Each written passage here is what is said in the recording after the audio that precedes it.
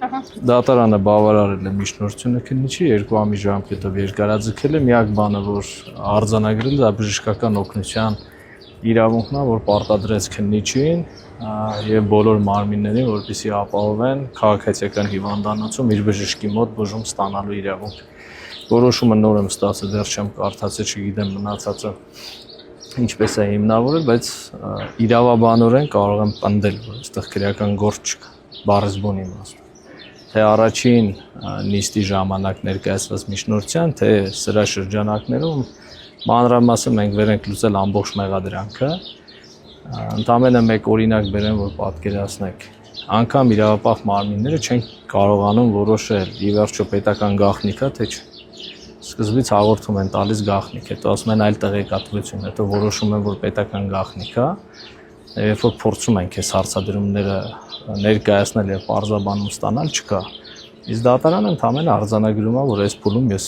այդ աստիճան խորությամբ չեմ կարող անդրադառնալ։ Իհարկե դա փախուստ է ընդամենը իր լիազորությունները պատշաճ կատարելուց։ Բայց իրականությունը նա է, որ պետական գաղտնիքը դա վերացական հասկացություն չի։ Կա գաղտնիքի մասին օրենք, այնտեղ հստակ սահմանված է, որ որևէ տեղեկություն պետական գաղտնիք լինելու համար ինչ փուլեր է անցնում։ Դա գաղտնագրվում է սկզբից, ուղարկվում է ազգային անվտանգության ծառայություն, օրենքով սահմանված ժամկետում հաշվառման է վերցնում, գրվում է գաղտնի, սահմանափակումներ է կիրառվում եւ ըստ գաղտնիության աստիճանի դասակարգվում է, որտեղ օրենքը ասում է գաղտնի, հույժ գաղտնի եւ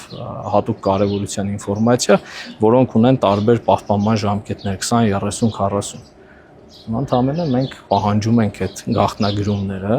որտեղ առանց դրա որևէ տեղեկություն չի կարող համարվել պետական գաղտնիք։ Կարող է լինել տեղեկություն, որ առհասարակ պետական գաղտնիքի շարքին կարող է դասվել, բայց մինչև դա չի դասվում, չի դասակարգվում օրենքով սահմանված կարգով, դա չի կարող համարվել գաղտնիք։ Չկան այդ ամբողջ տեղեկատվություն, պարզապես չկա։ Հետևաբար մնացած այն հիմքեր եւ այլն դրանք կանխավարկածային կարծրատիպային ձևակերպումներով տրվող լուծումներ են։ Այստեղ առանցքային է նաեւ, որ մեղադրանքը այն որ մասնագիտական արժանապատվությունը եմ դնում սեղանի, եթե մեկը կարող է գաղափարել, որ իրենք հիմնավորել են, որ այստեղ առհասարակ քրեական օրենսգրքի հետ կապ ունեցող վարույթ է։ Չկա, ուղղակի հիմա էս է իրականությունը։ Այս տեսակցությունների մասով չի բավարարեն։ Ամենայն դեպս բանավոր հայտարարեց դատավորը, որ բժշկական սպասարկման մասն է միայն, տեսակցությունների մասով ոչ մի բան չի ասել։ Պիտի որոշումը կարդամ, հասկանամ ինչ եմ ասում։ Իսկ մենք հունիսի 20-ին իմացանք, որ Անդրանիկ Թևայանի ինքնասպասողությունը վատացել է։ Բացվել թե ինչի չեն կարողացել շտապօգնություն կանչել։ Մինչև հիմա այն դիմումներին պատասխան չի տրվել, կանչել են իրականում շտապօգնություն, ուղղակի չեն տեղափոխել, որտեղ տեղում զննություն են իրականացրել,